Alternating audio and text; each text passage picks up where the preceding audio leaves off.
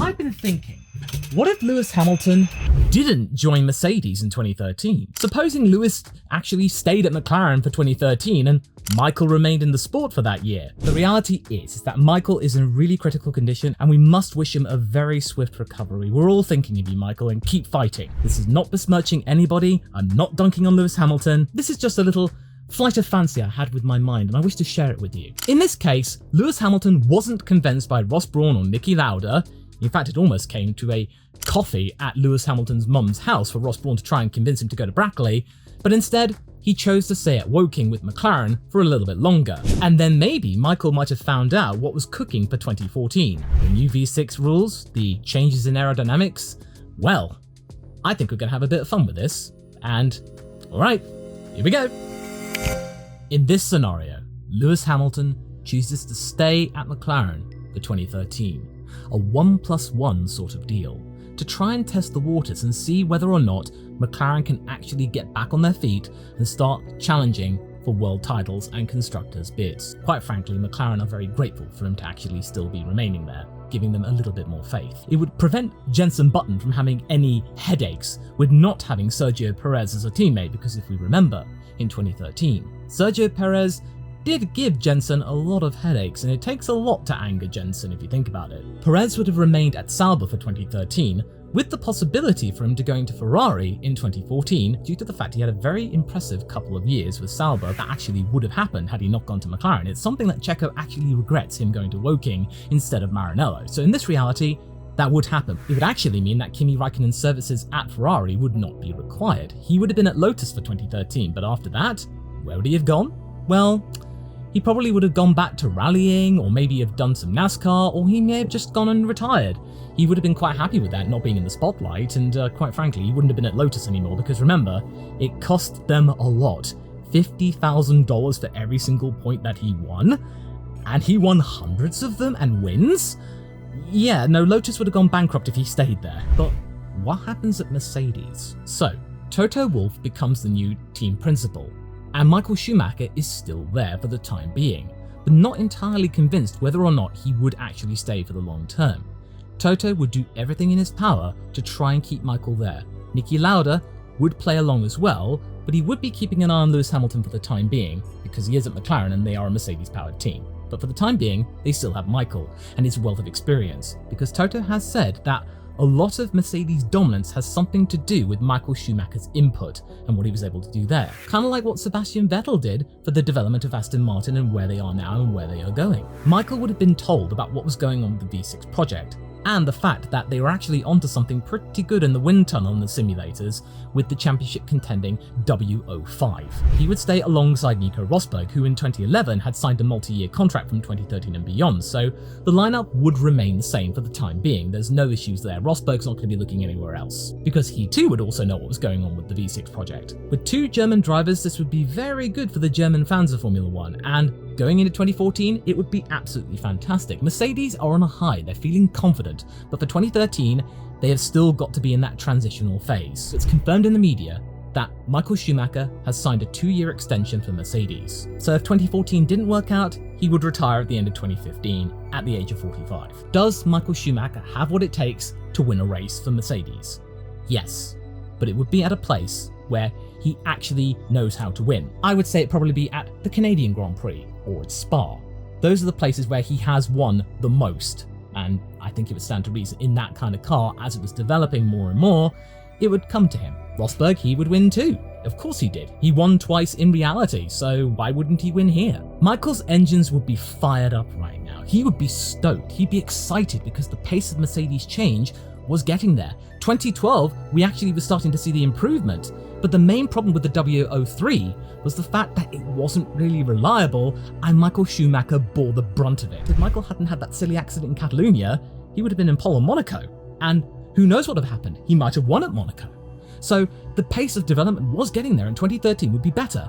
That car was more reliable, so Michael would have actually won a race. And I feel like now he would be genuinely ready and excited to go for a championship title in 2014. But what about Lewis Hamilton, the focus of this video? What happens to him? Does he stay at McLaren for a second year? Well, no. What he's feeling right now is immense regret. Sure, McLaren would have scored more points in 2013 since they would have had the same lineup, and Lewis does bring a lot to the table, but it still wouldn't have been enough to actually overhaul Lotus for the 2014 season. They would have been closer, but very much still fifth in the constructors, and this would be the point where Lewis Hamilton would have had enough. Lewis would look around for any other teams that would have him, but at the moment, no one's really biting or can afford him. Thinking back to his talks with Ross Brawn and kind of regretting not taking up the mantle there and then, but he knows that Michael only has a 2-year contract, he would just have to wait out the clock. But he can't stay at the likes of McLaren, but he wants to also impress the bods at Mercedes, so you go to a team which is powered by Mercedes. Lotus can't really afford him at the moment with all the fallout of Kimi Räikkönen, so he would go to the next best thing. Williams. He goes to Williams to partner with Felipe Massa. Now, given what's happening at the moment with championships and contracts and compensation, it does sound a little awkward, but I think at that time, I think it would be a little bit more amiable. And also, Williams are at that moment where they are kind of in flux at the moment, and Massa, he'd be happy to be driving for the same team that Ayrton Senna did. But Lewis Hamilton's playing 3D chess here. His plan would be to be with another Mercedes-powered team that isn't McLaren and try and maybe get his way into Brackley for a future season. And besides, Lewis Hamilton does have a very deep respect for Frank Williams and what he's been able to achieve. So him, Lewis Hamilton, getting to drive for 2 prestigious British teams in Formula 1, that's pretty big in of itself. It's a nice little curiosity. But wait, this all comes at the expense of Valtteri Bottas. Where does he go? Honestly, I think he would take up the place that Perez had at Sauber, and for the 2014 season, Kevin Magnussen would take up the place which was vacated by Hamilton. But then does Lewis Hamilton win a race in 2014 with Williams? Oh, he definitely does. Because remember, Lewis Hamilton is a very talented driver, one of the best of the modern era. And that Williams car in 2014 and arguably 2015 was quick, but not very grippy. But I feel like with Lewis Hamilton's development and his guidance, as well as his mercurial skill, he would actually be able to drag that car to a win. But it would be at a place where downforce wasn't really an issue. Kind of like the way Williams is right now. So I would say that maybe Lewis Hamilton might have gotten a win at Monza. Maybe we'd have had a double Williams podium with Massa and Hamilton on the Italian podium. How would the Tifosi actually take it? Well, I mean, at least Massa's on there, and they kind of like Massa. And I feel that all of this development and Lewis Hamilton's presence at Williams would actually set them in good stead for the time being.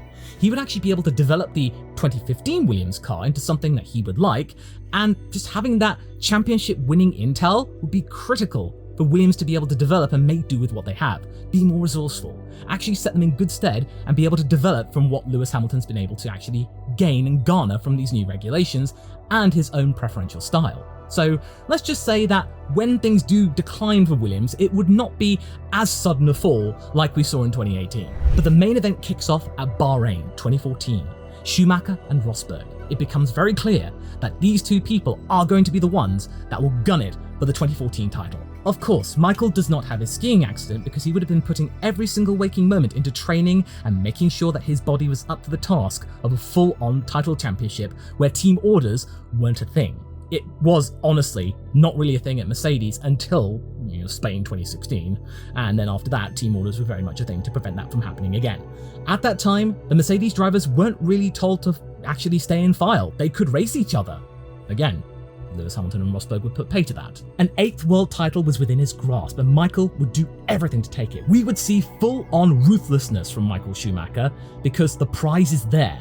He is in a car that can do it, and the only person that can stop him from doing it would be his teammate. And this would be arguably one of the hardest teammates in which to take that title away from, because he wouldn't have that help from the team. But of course, he has the skill to do it. I mean, he's won it 7 times already. This battle would have been extremely intense for Michael Schumacher and Nico Rosberg as well, as was the Mercedes team. It would be giving them a lot of headaches, but to us, the public, it would be amazing. The Schumacher of old, from the 90s, the 2000s, was back. Those first few years with Brackley where it was a little bit shaky, a distant memory. Absolutely gone. This was the old Michael. He was back. And even though he was starting to approach his mid-40s, he proved that he still had it. The driver that transformed what it meant to be a Formula 1 driver, to put all the hours and days into the gym to actually bring your body to the peak of physical fitness, much to the chagrin of people who didn't like doing that, like a future Yuki Tsunoda. But I feel like Nico Rosberg would be up to the challenge because he's been teammates with Michael since 2010. He would know all of his tricks and how he worked, and he'd be able to get the jump on him in a way. Because when it comes down to Abu Dhabi 2014, Rosberg would be the one to clinch it, just by a couple of points.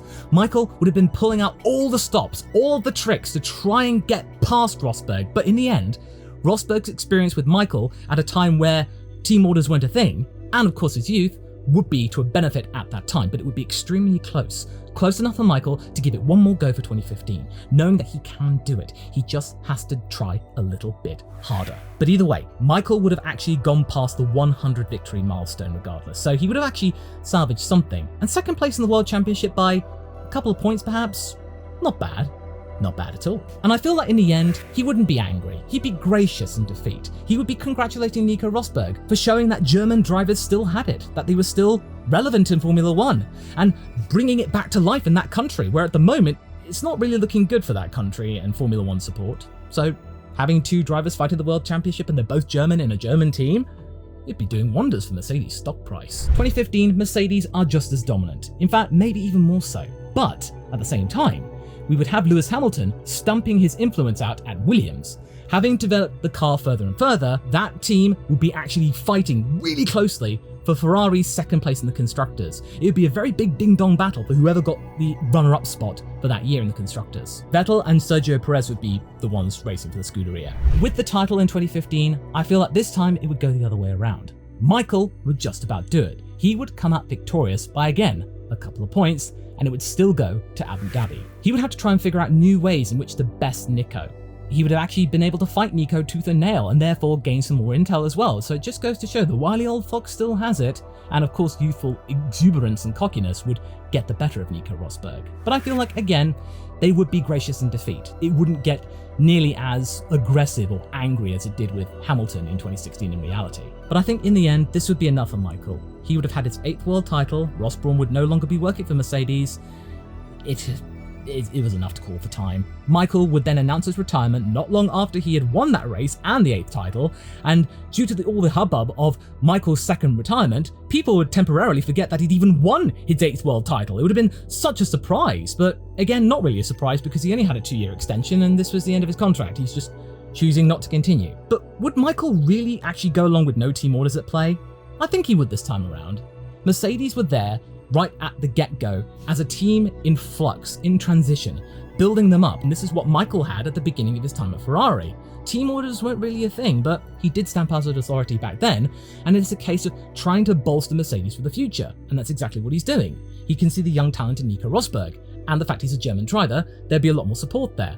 Of course, when there's a championship-winning car in there, of course he's going to be more ruthless, but at that time, I believe that they won't need to rely on team orders, that they're both smart enough and mature enough to not really get too aggressive and not crash each other out. Yes, Michael will play some tricks in every now and again, but they wouldn't take each other out. Again, this was not the Mercedes of 2016. Now, speaking of 2016, with Michael Schumacher out, this is the time for Lewis Hamilton to pounce. He would quickly get on the blower to Toto and sign a contract almost immediately after Abu Dhabi finishes to drive for Mercedes in 2016, alongside Nico Rosberg. Rosberg in turn signs a contract extension to 2018 because, they're doing really well. And remember, Rosberg had a contract extension to 2018, but then he chose not to honour it after that battle in 2016 for the championship. But I feel like Rosberg now going into Hamilton, he would be a lot more confident and a lot more buoyed up. He'd have already won a title. He would have been close to winning a second one. Who's to say he wouldn't go for that second title again, giving Lewis Hamilton more of a challenge? Rosberg would have been more established and he would be then going into being the team leader. Lewis Hamilton would have a harder time of it, but I feel like he would end up winning titles for Mercedes anyway. That is a given. Of course he would. As for Williams, with Lewis Hamilton gone, they would be kind of left in the lurch, but they would have a better aero concept than they had before, and in reality. But who would be actually replacing Hamilton? Well, I believe it might have been somebody who could have gone to Williams for 2016, Jenson Button. Really? Jenson was going to go back to Williams back then? Yeah. According to news information at the time, he almost did sign for the Grove-based team in 2016 before joining McLaren for one more season, extending it for one more go. In this situation, after seeing what happened at Williams and them being a compelling rival to Ferrari, I feel that Jenson would want to finish off his career in Formula One back at the place in which it started. So I feel like Jenson would have a good time of it, he would score some podiums, maybe just 1 or 2, because Williams would be in the decline, but having Jenson's input, would still be pretty useful because it did work well at McLaren for a while, leaving McLaren with Kevin Magnussen taking back up the driver role alongside Fernando Alonso. The question is though, would Magnussen actually survive alongside Alonso? Maybe, he's quite fiery, but at this point it starts to get a little bit blurry and conjecture actually starts to get a little bit fuzzy and stuff like that, so we're probably going to leave it for this moment. But I hope this was of interest. And if you'd like to see my first foray into Formula 1 123, check out this video next, concerning Mick Schumacher.